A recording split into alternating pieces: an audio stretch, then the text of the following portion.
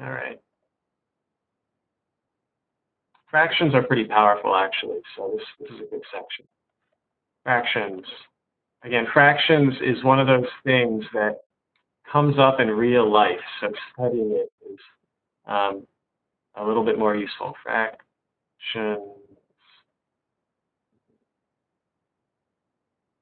So having a good intuition about fractions is actually, it's a really good thing. Okay, so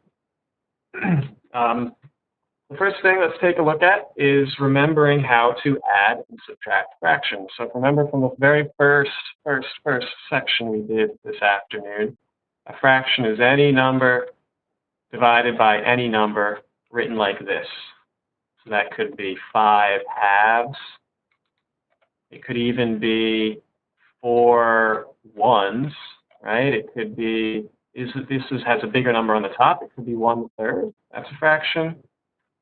7/55 is also a fraction. So any of these are fractions. Now let's say we wanted to add together two fractions. So let's say we have 2/7, and we want to add that to 3/5. All right. So I hope this has given you flashbacks to your younger math classes.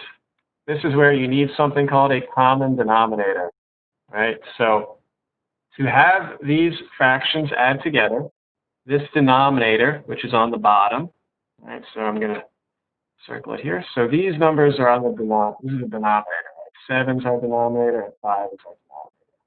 The number on the top is called the numerator. Okay, so the denominators have to match. So we need to find some number that is a common multiple. Number flashback to primes. So a number that's a common multiple of 7 and 5.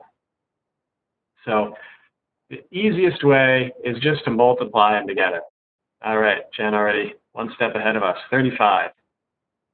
So we got 35 here, and we find this common multiple just by multiplying the two together. So 7 times 5 gives us 35. So that is our easiest common multiple. So let me switch back to blue here.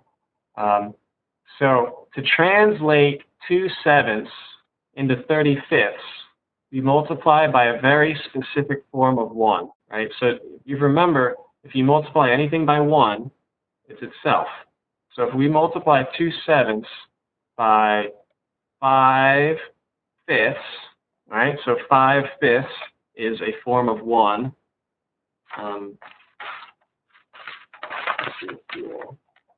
I should have gone over that already. I was going to go over that next. Okay, but so 5/5 is a form of 1. And if we multiply 5/5 by 2/7, we get 10/35. Right, I'm mixing my colors here, but 10/35. And now we'll do the same thing to 3/5. So if we multiply 3/5 by a very specific form of 1, and that's going to be 7/7. So now we're going to get 21/35. Right? Everybody see how that happened there? So now we have a common denominator to put that out. So now we can just multiply, do not multiply, we add straight across the numerators. So now we add the two numerators together, we get 31. 31/35. That's our common denominator. So 2/7 plus 3/5 is 31/35. And if you at home wanted to check that on a calculator using a decimal, you certainly could.